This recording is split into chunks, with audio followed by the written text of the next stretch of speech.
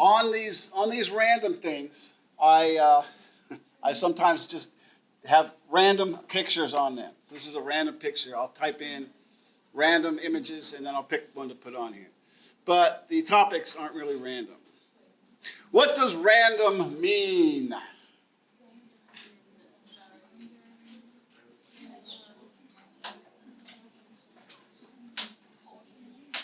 Huh? What?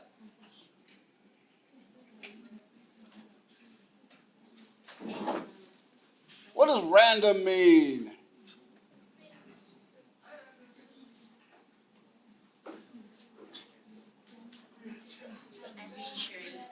What?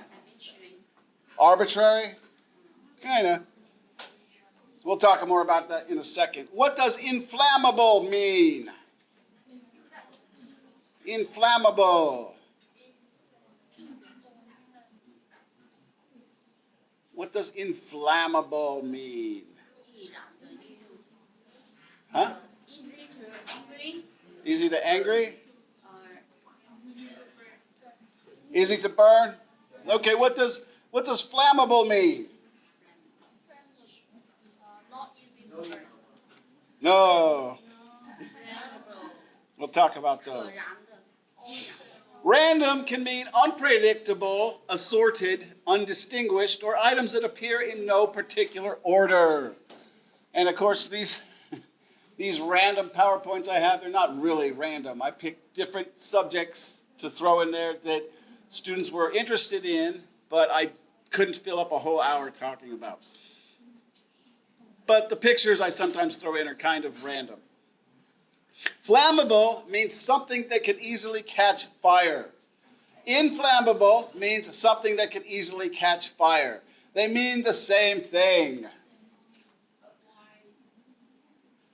Sometimes I don't know the answer to why, but you're lucky today I do. They used to write inflammable on things to let people know that they were flammable. I don't know, anything that's flammable. Gasoline, certain chemicals that you don't want to get near fire. So people would set them near fire, they would catch fire. Because in English, the prefix in often means the opposite of. So when people saw inflammable, they thought it meant not flammable. But inflammable comes from inflame, which means to catch fire.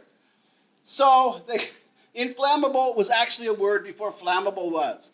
Then so much stuff was catching fire, they came out with the word flammable. Now most things that are inflammable or flammable now just have flammable on it to let people know that they'll catch fire. Because often, right, in, put in front of something, it's going to mean the opposite, right? Okay. So they mean the same thing. All right, random image. It's very interesting. All right, what is America? It's a country. Country, you sure? A state? A place. Okay, what is South America? A part of America. A part of America? On the south side of America. South America is on the bottom there. North America is on the top. We'll talk more about that. How many countries are in South America? No. Less. Good guess. And thank you for being fast. Last class took 5 minutes. More. More. Huh? 13 less. More. More than 11. 12. What is the biggest country in South America? Yes, Brazil. Canada and Mexico are not in South America. Canada and Mexico are in North America. What languages are spoken in South America? Spanish. Huh? American? American English? Not really. Chinese, no. You are very confident. Now, don't get me wrong. There might be some Chinese spoken there, but it's not a national language. Yes, Portuguese, and what else? Yes, Spanish. Spanish and Portuguese are the two big ones. Because Spain and Portugal colonized that area. That's why also in the US and in Canada they speak English, because England colonized that area. America is not a country, but actually two continents. Right? So often people will say America, but what they mean is the United States of America, USA, right? But that only takes up a part of North America. Canada is in North America. Mexico is in North America. There's 12 countries in South America. I think that started in the UK when they had colonies, right? And because the UK, they speak English, they started calling the colonies America. And after it became a country, they kept calling it America. But actually, America is two continents. So when people say America, they often mean the United States of America, the actual country. South America is a continent located near North America, basically south of North America. There are 12 countries in South America. And there are 2 territories belonging to other countries in South America. Brazil is the largest country in South America. You see how big Brazil is. It takes up quite a bit of South America. It's largest based on both the size and the population. So it's got the biggest size and the biggest population. Most nations in South America speak Spanish, but the people of Brazil speak Portuguese. Those are the 2 big languages, but there's others. Dutch is spoken in Suriname. The official language of Guyana is English, and French is spoken in French Guyana. So here's some countries. Now, I didn't mention Central America. There's more countries there. These are just South America. There's Argentina, Bolivia, Brazil, Chile, Colombia, Ecuador, Guyana, Paraguay, Peru, Suriname. I didn't know you wanted to repeat. Okay. Actually, No. Uruguay. Uruguay, not ugly. And Venezuela, and French Guiana, and the Falkland Islands. But those are not independent countries. French Guiana is part of France, and the Falkland Islands are part of the UK. Random image. rabbit. He's the rabbit. All right, RHPS. RHPS. What does RHPS stand for? None of you will know. You'll have to look it up. I mean, you could guess, but you're never going to guess it right.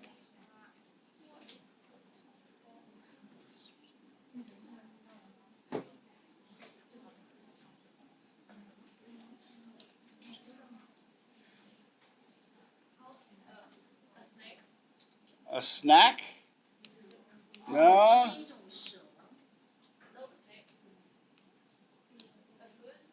No. No. Religion? No. People? No. It's a movie.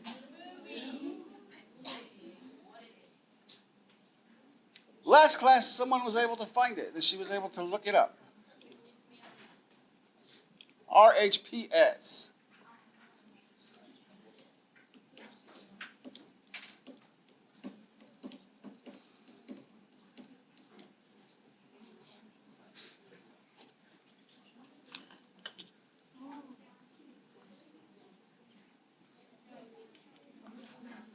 All right, you're taking too long. What is it?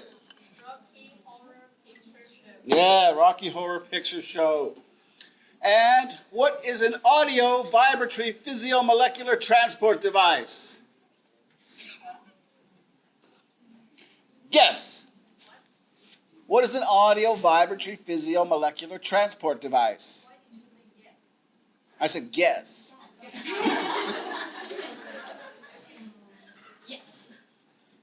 What is it? What do you think it is? What does it do?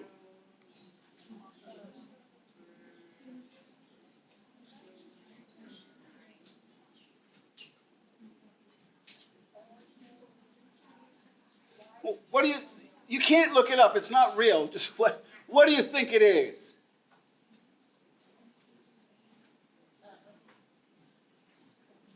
Give a guess, Crystal. Tool. A tool? What does the tool do? Transport things.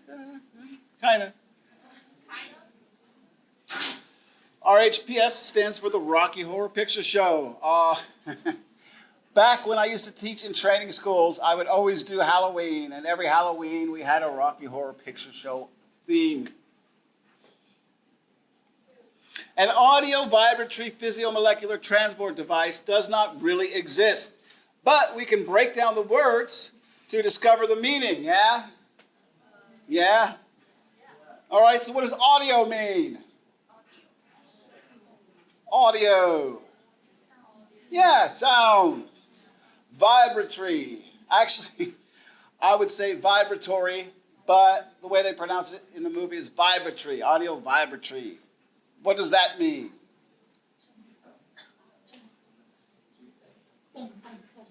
Okay, kind of.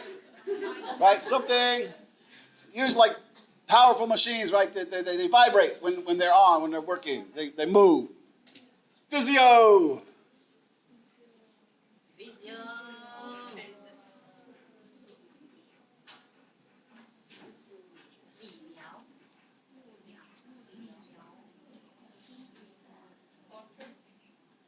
Water. Doctor. What? No. Physio is a root word that can go before something else. Okay, we'll get to it. Molecular.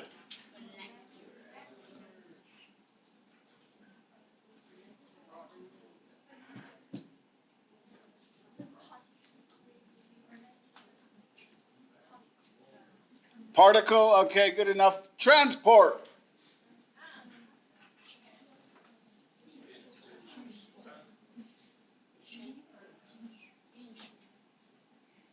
Transport. Okay, deliver or move, let's say. Device. Tool. All right. Equipment. Let's look at these. Audio, hearing, or something that's heard. Vibratory, something that vibrates. Physio, related to nature or biology, physical functions. Molecular, the adjective of molecule. Transport, movement or shipping of an object, objects, people, or animals. And device is a tool or a machine.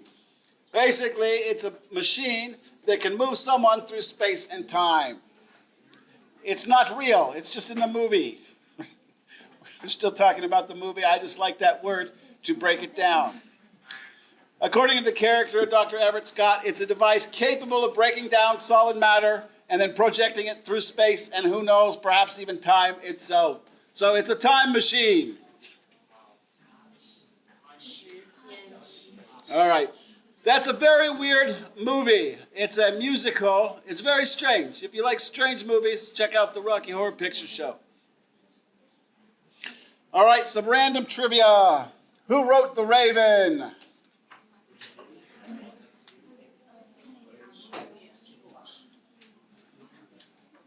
Who wrote The Raven?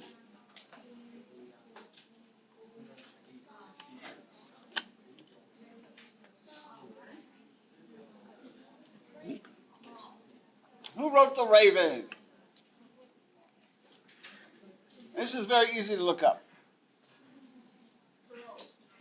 Huh? Broken. Who wrote The Raven?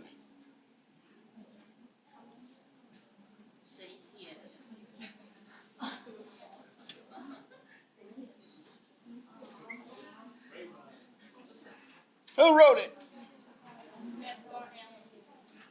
What?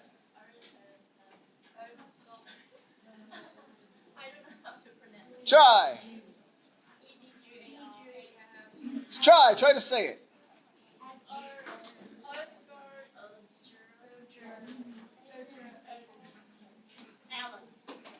Edgar Allan what? Allen Poe. Edgar Allan Poe. How many hours does an elephant sleep? 4 to 5 hours. Close. What European city did the Romans call Lutetia? Lutetia. So a city in Europe that 2,000 years ago in ancient Rome, they called it Lutetia. What city? 陆基 What city in Europe?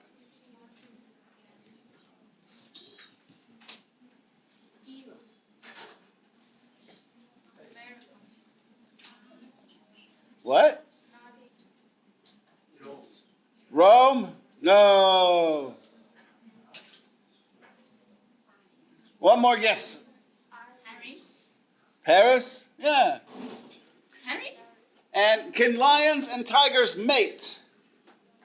Mate. Yes? Mate. No? Can they make babies? Yeah? No? No. No? No. Yes? No. No? It seems we're about half and half. We'll see when we get to it. Edgar Allan Poe wrote The Raven. Once upon a midnight dreary, as I pondered weak and weary over many a quaint and curious volume of forgotten lore, as I nodded, nearly napping, suddenly there came a tapping, as of someone gently rapping at my chamber door. It's a very long poem. Edgar Allan Poe is probably my favorite poet. Very dark. If you ever take a class on American literature, you'll probably read some Edgar Allan Poe. Elephants, on average, sleep about 4 hours a day. Giraffes also sleep about 4 hours a day. But koalas, on average, sleep about 20 hours a day. Oh, it's a pig. The koalas, they don't get a lot of energy. That's why they move very slowly and they sleep most of the time. Their diet does not give them energy. Lutetia is the ancient Roman name for the city of Paris. The Romans referred to the people and area that is now France as Gaul. And the ancient language of the Romans, Latin, is now a dead language. What is a dead language? No, nobody say. Nobody speaks, because some people speak Latin, but nobody speaks it as their first language anymore, right? Some people learn it and speak it, but no one learns it as a child anymore, right? There's no culture that keeps Latin as their first language. Lions and tigers can breed successfully. If the father is a tiger and the mother is a lion, the offspring is called a liger. If the father is a lion and the mother is a tiger, the offspring is called a tigon. Tiger. Now listen, that bottom picture is Photoshop. That's not a real picture. But these animals can successfully breed, but they won't in the wild. They only do it in cages, right? When they're introduced to each other in captivity. In the wild, they would kill each other or run away. But they've successfully bred in captivity, really. But it's very rare, and in the wild, never, because in the wild, they're enemies. But in captivity, they have done it. They have successfully bred them. And that bottom picture is Photoshop. It's not a real liger. All right. Random image. I think some of these are funny. She's just weird. All right. Some vocabulary. What is a hypocrite?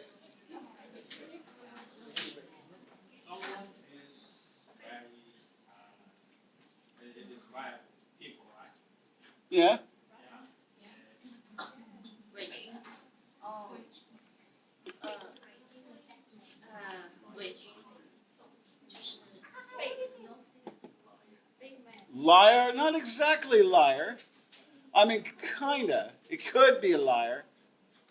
A person who profess breed and opinions is not hold in order to consider it. Maybe, but not. It's possible there's no moral standard, but maybe. We'll talk more about it. What does obsequious mean?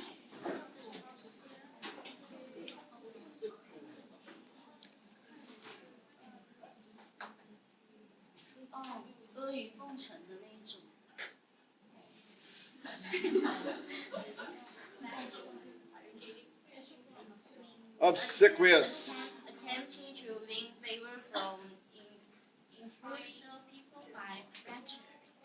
I don't like that definition. Trying so hard to please someone. Okay, I like trying to please someone better, but I like my definition even better. We'll get to it. What does involuntary mean?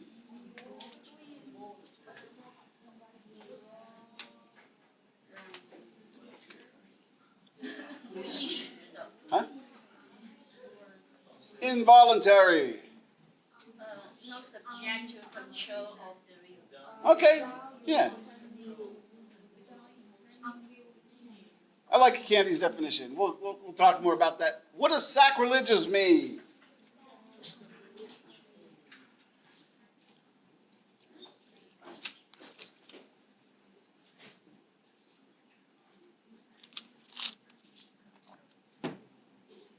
Sacrilegious.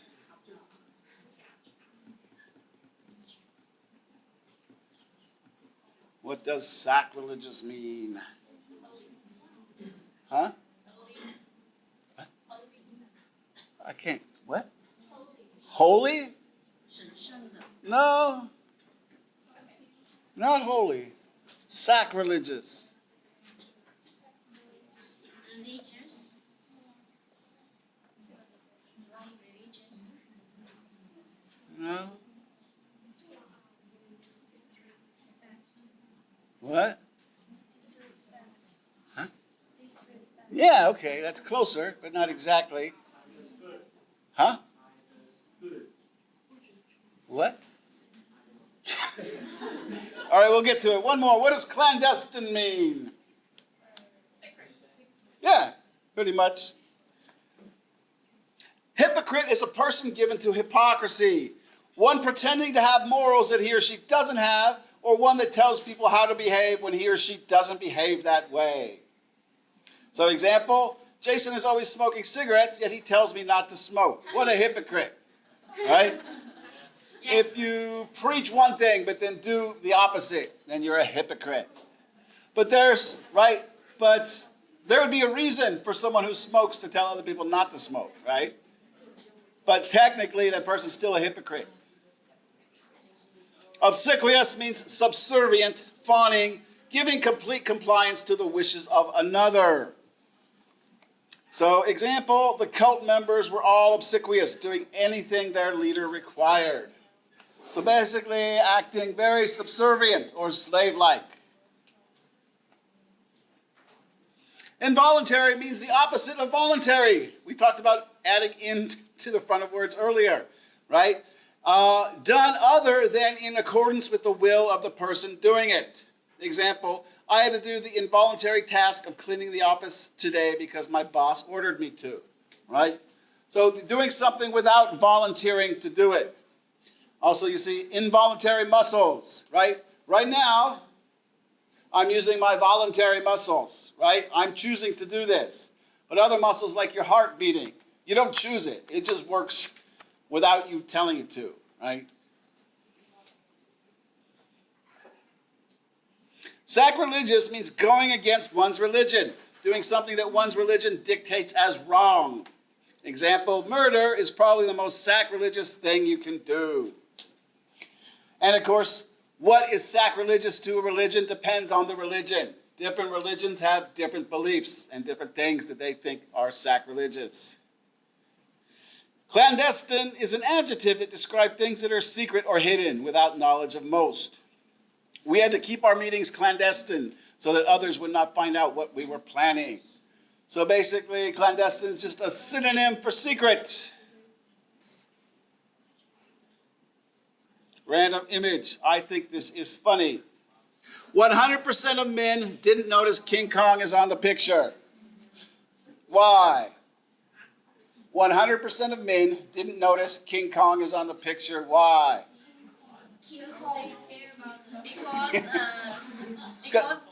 Because the body is men. nice. Now this is a joke. Of course, some men maybe notice, but it's a joke because the men would look at the woman, right, and not notice anything else. All right, let's do some grammar. What is a noun?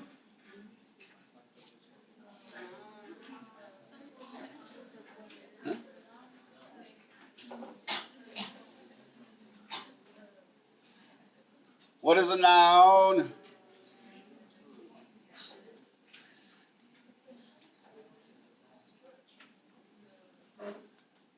What is the noun? A word that identifies a person, a place, or thing. All right, person, place, thing, or idea. What is a verb?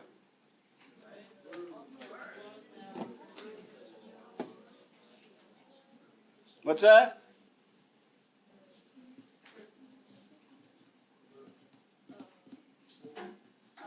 A movie. What?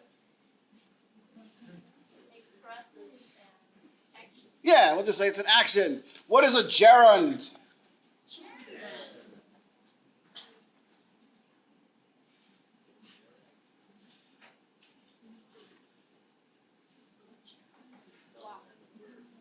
Huh?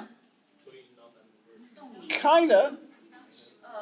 You're not wrong. A word that functions as a noun. Okay, we'll talk a little bit more about it. And what is an infinitive?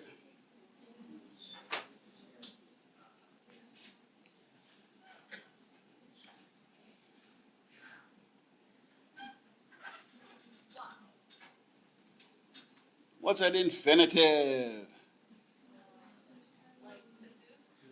Okay, yeah. We'll talk more about those. First, a noun, person, place, thing, or idea. A verb is an action. Usually, as there are verbs that don't represent actions, such as auxiliary verbs. And a gerund is a verb acting as a noun, sort of. A gerund may seem like a verb, but is actually representing a noun. Take the verb walk, add ing to it. The gerund is walking. When used, it is behaving like a noun, not a verb. Yeah? I'll show you why. Right? The verb in the following sentences is not walking. John is walking. The verb in that sentence is, right? John likes walking. The verb in that sentence is likes. John goes walking, the verb would be goes. Walking is not a verb there, it's a gerund, right? It's acting like a noun. So a gerund is just a verb plus ing. Once you put an ing on it, it's not really a verb anymore. It's a gerund, yeah? Which usually takes the place of a noun. An infinitive is basically a verb with the word to in front of it, right? It's similar to a gerund because it changes it to something similar to a noun. So let's look at some. Sometimes they could be used the same way, like that top picture. I like learning. I like to learn. They mean the same exact thing. Or I love walking. I love to walk. They mean the same thing. But down there at the bottom, those two things do not mean the same thing. I never remember to lock the door. I never remember locking the door. Those do not mean the same thing. What's the difference? One is finish, one is going to finish. Want to finish. Want to do. Okay, I never remember to lock the door. In that first one, is the door locked? I never remember to lock the door. Is the door locked? No. What about the next one? I never remember locking the door. Is the door locked? Yeah, or maybe. The first one, I never remember to lock the door. That means I forget to lock the door, right? The next one, I never remember locking the door. That means I cannot remember if I locked the door, right? I have no memory of locking the door. Maybe I locked it, maybe I didn't. But I have no memory of doing that, right? So they're a little different. So often, infinitives and gerunds can be used the same way, but sometimes they're going to change meanings. Yeah? Random image. All right. What is a quote? A sentence? A typical sentence? What's a quote?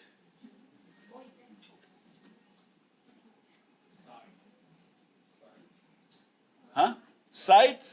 like CITE? Kinda. All right, we'll talk more about it. Why do people quote others?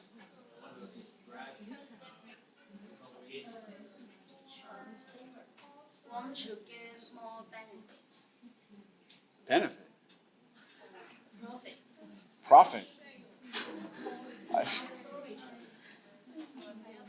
There's multiple reasons. We'll talk about it. What is an anecdote?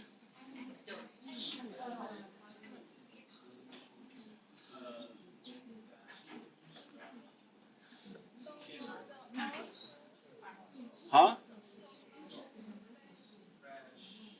What? Definition. Short narrative or an interesting, amusing, or biographic incident. Okay, well, we'll talk more about that. Do you have any favorite quotes? Yeah. Yeah, what's your favorite quote, Crystal? Never give up. Who said it? Who are you quoting? An old man. An old man. 永不言败。 All right, let's talk about these. A quote is a recitation or written example of someone else's words while giving credit to the person who originally said it. Sometimes we call them quotations. Quote is short for quotation. People quote others usually to prove a point, show appreciation for a person or their words, or because they agree with what is being stated. Right?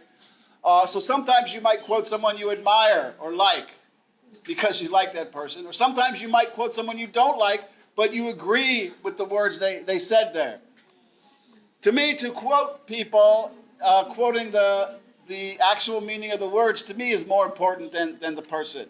If they have a strong, good meaning, I like them and I'll quote them, even if I'm not that familiar with the person.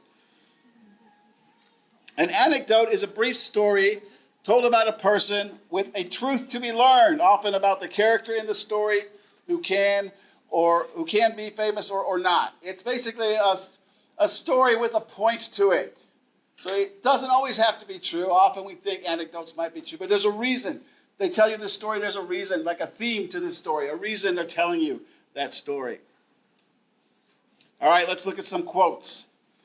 The one who loves the least controls the relationship, by Robert Anthony.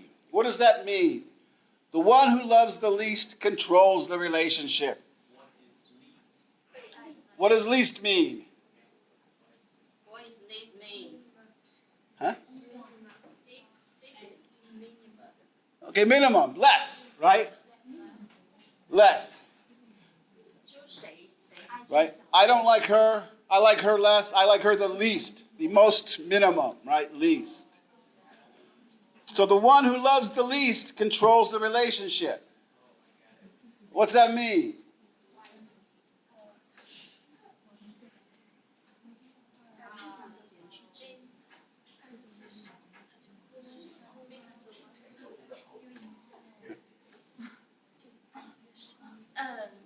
He don't care. He doesn't care.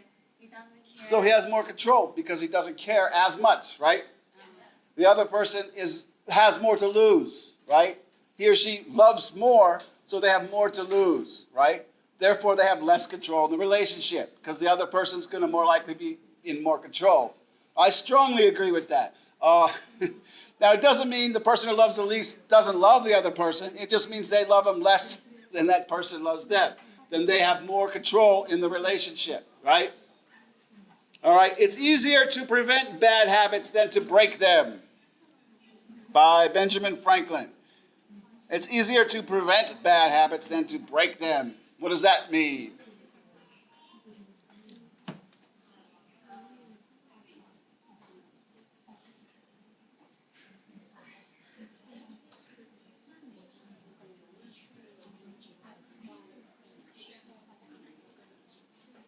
What does prevent mean? Stop something before it even starts. So it's easier to prevent bad habits than to break them. What does that mean? Don't have bad habits. I mean, yeah, don't start them, right? If Candy, do you smoke? No. All right, so do you want a cigarette? Is it easy for you to not have a cigarette? I don't. I know, you don't smoke. So is it easy for you to not have a cigarette? Yeah. Yeah, very easy, because you've never had one, right? Yeah. So, but for me, it's hard, because Yeah, because you're I like to smoke, right? So what he's saying is the best way to control bad habits is to never start them, right? If you've never smoked, you don't have a problem quitting. Right? If you've never gambled, you don't have a problem quitting. Good judgment comes from experience. Experience comes from bad judgment. Jim Horty, what does that mean?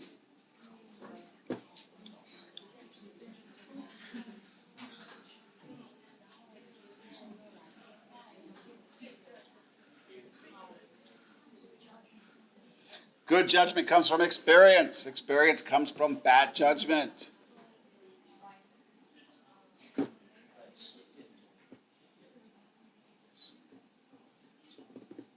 Practice is the mother of wisdom. What? Practice is the mother of wisdom. Not so much about practice. There is another common way to say this, but I don't like that one. It doesn't quite fit. So it means good judgment comes from bad judgment. Right? It means learn from your mistakes, basically, right? Right. Learn from, right? Okay, you see a fire, right? It looks pretty, so you touch it, and that hurts. The next time you see a fire, you're not going to touch it, right? Yeah. So your experience of touching it, your bad judgment was to touch it. That gave you the experience. Now that you have the experience not to touch the fire, right? Yeah. Or someone borrows money from you. You go, okay, and they don't pay you back. Then they try to borrow money again, and you say, no. Right? You learned from the experience of the last time, right? If you look for the bad in people, expecting to find it, you surely will. Abraham Lincoln.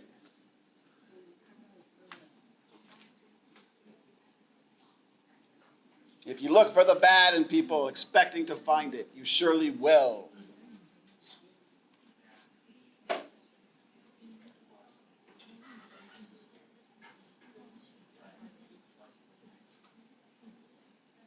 What's that mean?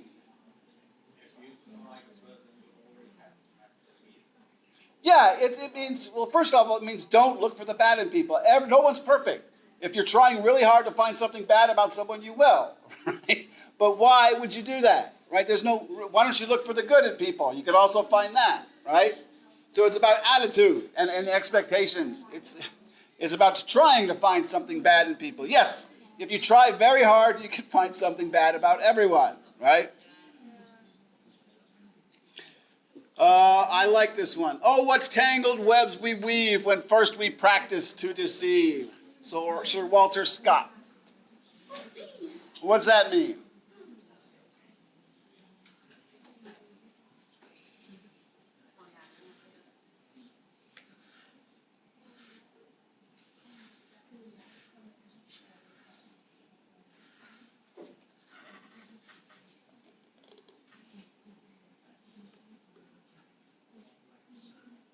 Oh, what tangled webs we weave when first we practice to deceive. Huh?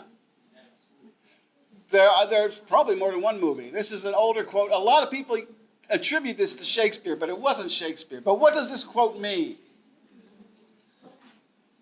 I've seen one movie I can think of off the top of my head that has a lot to do with this. But what does it mean?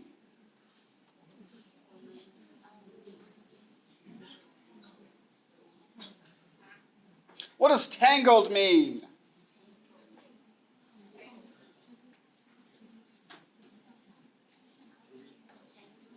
Huh? What? Twist? Okay, yeah. Like if your hair is tangled, it's all messed up, right? Or wires can get tangled and messed up. So, oh, what tangled webs we weave when first we practice to deceive. What does deceive mean?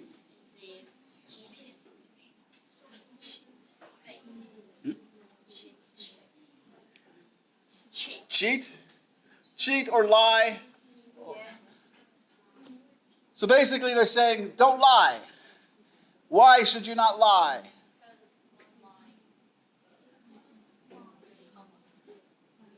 Oh, what tangled webs we weave when first we practice to deceive, right? So if you got 3 friends and you're supposed to hang out with them, right? And then you tell one friend, or one friend, you say, I'm going to hang out with you instead of this guy, so don't tell him, right? And then you decide to flake on all of them, so you tell him, I went to bed early. You tell him, I went out with my girlfriend. And now, let's say they both come and talk to you at the same time, and you both told them different lies. When you tell the truth, all you have to remember is what happened. If you start telling different lies to different people, then you have to remember who you told what to, and it can become overwhelming and confusing, right? And sometimes, to keep up your lie, you have to continue telling more lies, right?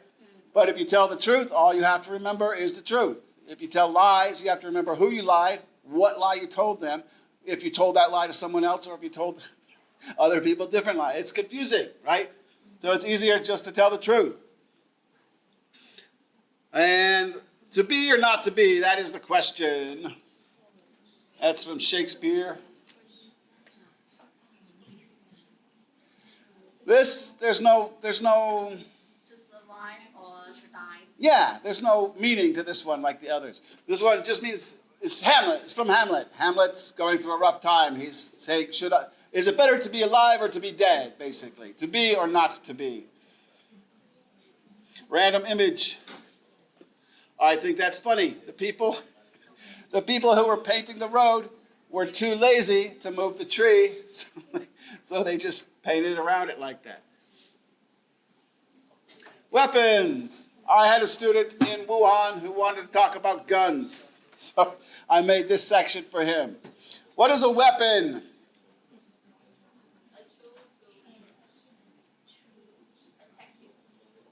Just to attack people? What is a gun? What is the difference between a handgun and a rifle? It's soft and it's not.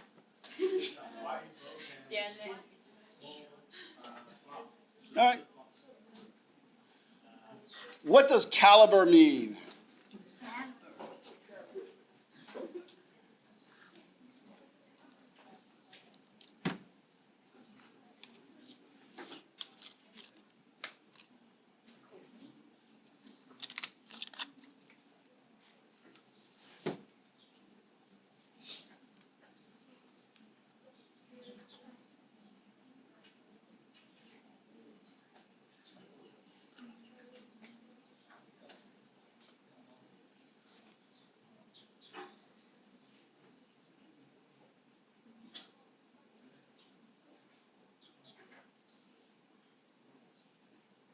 I don't know if you'll be able to find it. We'll just move on and I'll talk about it.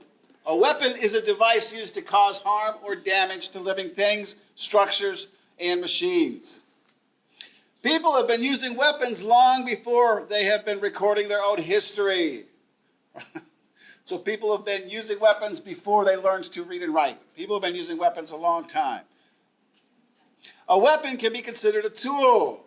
Weapons might have been some of the first tools ever used by man. Primitive weapons can be spears, slings, or even just picking up a rock and causing damage with it. It could be a weapon. What is gunpowder?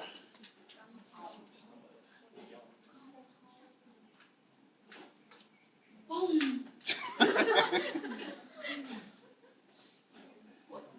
Where was gunpowder invented? China? Yeah. Yeah. What is a firearm?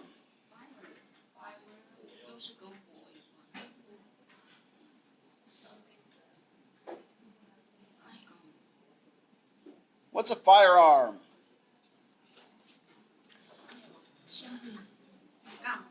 Okay, sure. Where was the first firearm invented? China? Yeah. Gunpowder is a chemical that easily catches fire and is extremely flammable or inflammable, right? Yeah. A firearm is any weapon that uses gunpowder, also known as a gun. Gunpowder was invented in China during the 9th century. The first firearm was also invented in China, but during the 13th century. Early guns were extremely inaccurate and often caused harm to the person using them. That top one, right? That top one in the picture there, that's a very early gun. Don't know how they used it. Maybe there's just gunpowder. There's a rock on one side and gunpowder on the other. It's very early gun, right? And they were inaccurate. It was hard to hit things with them, and they usually hurt the person trying to use them. It took a long time to perfect firearms. A handgun can be held and fired with one hand. A rifle is for long distance shooting and far more accurate than a handgun, but difficult to use in close quarters, right? If you want to hit something far away, it's better to have a rifle. But if you're in the middle of a gunfight in a very closed-in areas, it's better to have a handgun. Caliber refers in inches to the diameter of a gun barrel. So a .22 caliber gun can kill someone, but is more likely to just wound someone. It's a very small caliber, meaning the projectiles that come out of it are small. Usually a bullet fired from a .22 caliber gun will not exit the body. So if you shoot someone with it, it usually won't come out the other side. It'll get lodged somewhere inside. A .38 caliber is the most popular for handguns and will usually be fatal if fired correctly. A .44 caliber will blow a big hole in somebody, and it's the largest caliber for handguns. But it will have a big recoil. What's recoil? Power. Yeah, it's very powerful, right? So it'll shoot your hand back like that. A shotgun is very high caliber, but not accurate. It doesn't fire a single bullet, but many small metal beads. If one was shot in the head at point-blank range with a shotgun, there would be nothing left of his or her head. So they're very powerful, but not very accurate. If I fired a shotgun at that back door, I might not hit the person because the beads just explode everywhere. But if you fire a shotgun up close, you're going to do a lot of damage. An automatic weapon is one that will fire multiple rounds when the trigger is squeezed. A semi-automatic weapon will only fire one round at a time, but does not need to be cocked every time it's fired. So automatic, like, right? It just keeps shooting. Semi-automatic, bang, bang, bang, bang, right? Every time you pull the trigger, it'll shoot once. Assault rifles. They changed the definition of assault rifles, but I'm going to give you my definition of assault rifles, the old definition of assault rifles. Are military-grade weapons. The two most common assault rifles are the M16 and the AK-47.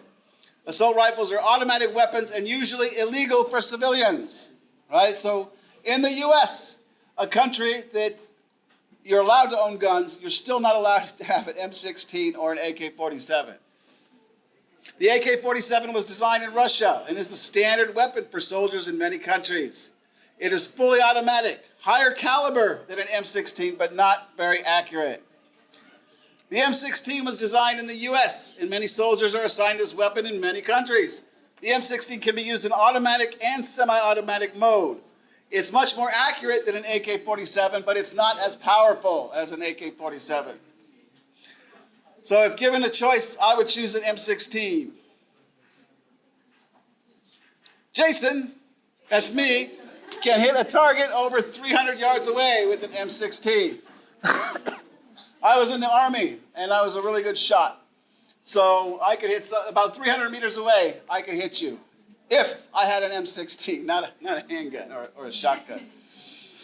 I could kill you from far away. Random image. How are you?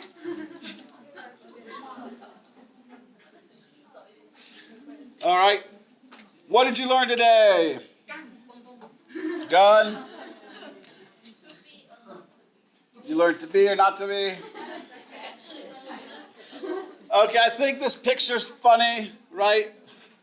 It's a toilet, a urinal to pee in, right? And it says, do not drink this water. And it says, stupid people. Got to let them know, I guess. And this one's funny too. Alcohol, you're doing it wrong. Okay. Any questions about this?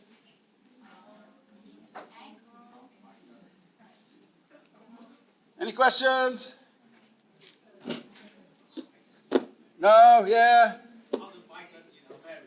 How to buy a gun in America? It's different states have different laws. It depends on where you live. Let's say on average, most states you could go in and buy a rifle and take it home that day. But a handgun, they need to do a criminal background check.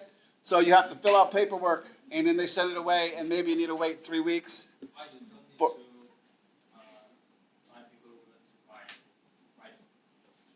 I don't know, because it's harder to conceal it. People, when you're carrying a rifle, people can tell. When you're carrying a handgun, you can hide it, right? That's my guess. And you could use it in close quarters, right? Basically, people know you got a rifle. They won't always know you have a handgun. So which state is the easiest? I'm not sure. Texas is pretty easy. Wyoming's pretty easy. Some of the real hard ones are, it depends on politics. The more conservative areas are easier. The more liberal areas are harder. So California and New York have a lot of gun laws, whereas maybe Texas has less gun laws. In what circumstances can you use gun? If someone breaks into your house, you're legally allowed to kill them. You just can use your gun in your house, but you cannot take it. Usually, yeah, it depends on the state. Like in California, I go hiking. In California, if I'm on a trail and someone attacks me, it might be better to let them attack me because I'll get in trouble if I kill them. I mean, I would still kill them, but I might go to jail for that. But if you're in like Texas, nah, that's cool. If someone attacks you, you can shoot them. But almost every state, if someone breaks into your house while you're there and you feel your life is in danger, you can shoot them. But different states have, a lot of states are very different. Is it illegal to buy a gun? No, not allowed to have AK-47s. Those are you can't have automatic weapons. At least I think in most states you can't. You could, some of them maybe short burst, but nothing fully automatic, right? Because that's not for hunting. That's not for self-defense. That's for war. So civilians can't have those, right? Can you take your gun outside? Some states you can. Some, like California, is very hard to do that. Some states you don't need a permit. You can carry your gun as long as it's showing. Some states you need a permit. Some states you can carry it concealed where no one knows you have it, but you need a permit for that. So every state is different because they have their own laws. Is it illegal to buy a gun? No, it's legal in most states to buy a gun, but usually if you've been in trouble, you've been to jail, you can't buy a gun, right? If you've gotten in trouble, a felony where you went to jail, you can no longer buy a gun.